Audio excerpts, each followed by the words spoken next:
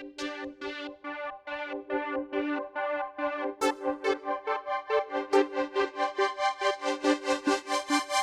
में 15 साल से राज कर रही बीजेपी जेडीयू एक बार फिर आरजेडी कांग्रेस को पटखनी देने में कामयाब रही है। जाहिर है अब चुनावी जीत और हार के अलग अलग मायने निकाले जा रहे हैं। कोई कह रहा है तेजस्वी यादव इसलिए मुख्यमंत्री नहीं बन पाए क्योंकि 70 सीटों पर लड़ने वाली कांग्रेस सिर्फ 19 सीटें जोड़ पाई। कई लोग कह रहे हैं क्योंकि मुकेश कुमार साहनी की वीआईपी और जीतन राम मांझी की हम पाला बदलकर एनडीए के साथ हो लिए, इसलिए महागठबंधन चुनाव नहीं जीत सका। लेकिन सबसे ज्यादा चर्चा हो रही है असदुद्दीन ओवैसी की ऑल इंडिया मजलिसे इत्तेहादुल मुस्लिमीन यानी AIMIM की, जो बिहार में 5 सीटें जीतने में कामयाब रही है।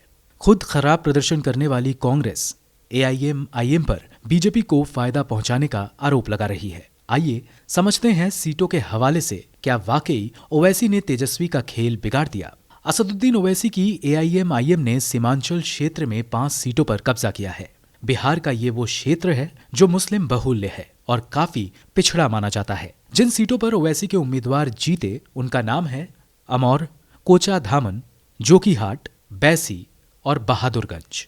2015 में इन 5 सीटों में 3 पर महागठबंधन और 2 पर एनडीए ने जीत हासिल की थी। यानी AIMIM ने एनडीए और महागठबंधन दोनों की सीट छीनी है। ये बात भी सच है कि जिन 24 विधानसभा सीटों पर चुनाव लड़ा गया, वहां मुस्लिम वोटों को बड़े पैमाने पर विभाजित करने में वो असफल रही। मसलन साहिबगंज सीट पिछली बार आरजेडी के खाते में गई थी, लेकिन इस बार ये सीट एनडीए के खाते में गई। इस सीट पर वीआईपी पार्टी के उम्मीदवार को मिले 81,000 से ज्यादा वोट, आरजेडी को मिले 65,643 वोट और AIMIM उम्मीदवार को मिले सिर्फ 4,048 वोट। अब अगर AIMIM के वोट आरजेडी के खाते में जोड़ भी दिए जाएं तो भी आरजेडी अपनी सीट नहीं बचा पाती। साहिबगंज में मुस्लिम आबादी 30% से भी ज्यादा है।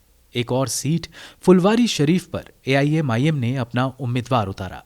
इस विधानसभा सीट में मुस्लिम आबादी 56% से ज्यादा है। ये सीट पिछली बार जेडीयू के श्याम रजक ने जीती थी, लेकिन इस बार इस सीट पर सीपीआई माले के गोपाल रविदास ने 90,000 वोटों से जीत दर्ज की, जबकि AIMIM को मिले केवल 5,015 वोट। आसान भाषा में कहें तो मुस्लिम वोटर ने इन चुनावों में केवल धर्म पर वोट ना कर उम्मीदवार और अपने क्षेत्र को ध्यान में रखते हुए वोट किया है।